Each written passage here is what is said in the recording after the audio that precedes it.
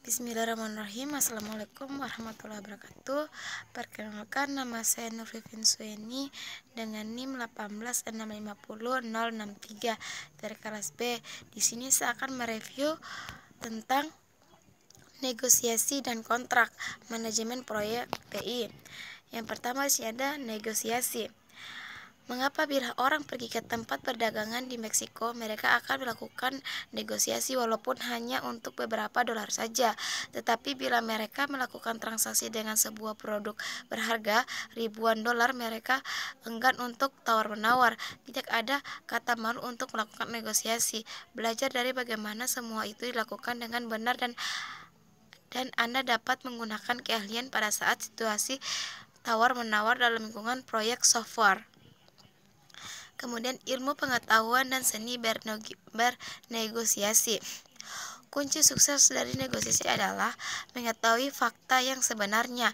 Hal pertama dan hal terpenting mengetahui proyek yang akan dijual atau dibeli. Sebelum Anda melalui negosiasi, tentukan dua hal, yaitu satu, apa yang sepenuhnya Anda ingin untuk perjanjian.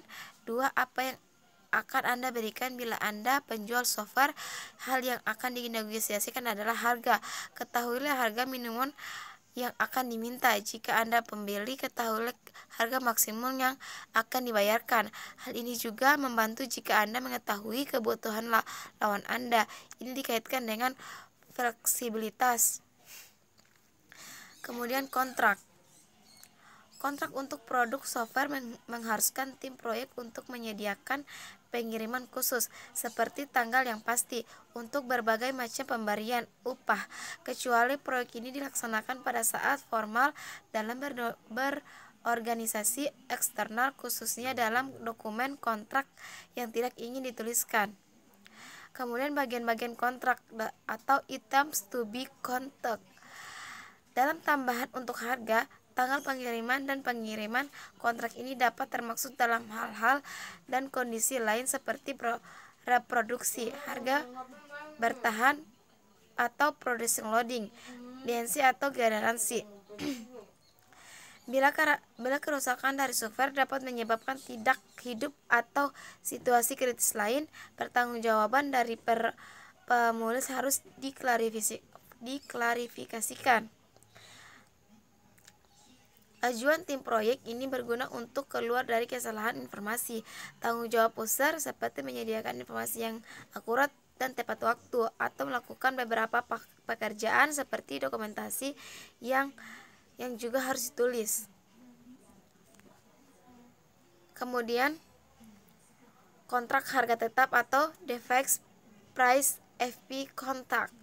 Ini merupakan tipe umum dari kontrak. Dalam kontrak FP, tim proyek mengajukan harga total pada awal proyek. Bagaimanapun juga, tim proyek harus memperkirakan risiko di dalam kontrak FP.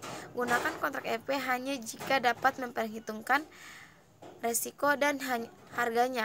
Kontrak FP sangat tepat bila satu, Anda yakin bahwa tidak akan terjadi penggantian utama. Yang kedua, Anda akan bekerja dengan software dan produksi hardware yang Anda ketahui. Yang ketiga, Anda memiliki komunikasi yang baik dan benar, yang baik dengan user. Kemudian kontrak harga tambahan atau the cost plus CP kontrak. Apabila risiko terlalu tinggi dalam mengetahui harga tetap, tim proyek harus memilih kontrak CP. Pada kontrak CP, tim proyek menerima gaji dalam jumlah tetap per hari atau tetap per jam, ditambah dengan ongkos-ongkos. Biaya perusahaan tidak membuat janji untuk berapa lama mereka membuat kontrak. Kontrak CP sangat tepat bila satu, Anda merasa bahwa pengganti utama akan terjadi, tidak ada atau kebutuhan lain tidak jelas. Dua, komunikasi yang kurang baik antara Anda dan user. Ketiga, aktivitas utama berorientasi pada manusia, contohnya interview. Tiga, peninjauan proposal yang dikembalikan.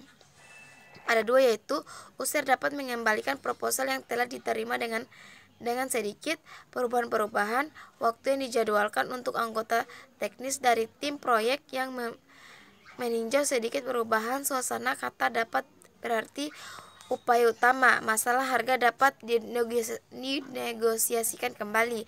Yang kedua, berhati-hati tidak setuju pada kondisi dan persyaratan. Biarkan manajemen tingkat tinggi atau departemen yang sah menangani masalah ini. Jangan melalui pekerjaan sampai seluruh persetujuan selesai. Akan selesai menguntungkan Anda untuk membiarkan user mengetahui kondisi-kondisi dan persyaratan sebelum menulis proposal. Yang keempat, kesimpulan untuk fase definisi. Ini akan membawa kita pada akhir fase definisi. Mari kita mengulang kejadian penting yang pernah dicapai. Ingat kembali kejadian yang penting digunakan untuk merencanakan proyek dan mengontrol kemajuan proyek. 1. Dokumentasi kebutuhan RD yang lengkap dan telah disetujui oleh kedua belah pihak, yaitu tim proyek dan user. 2. Dokumen proposal dapat digunakan untuk analisis atau seluruh pengembangan yang dilengkapi dan dibalik oleh user. Tulis persetujuan yang diinginkan. Ketiga, walaupun tidak mempertimbangkan kejadian penting, izin dari P3 itu dengan menyediakan sumber daya yang diperlukan. Mungkin itu dari saya. Sekian, terima kasih. Wassalamualaikum warahmatullahi wabarakatuh.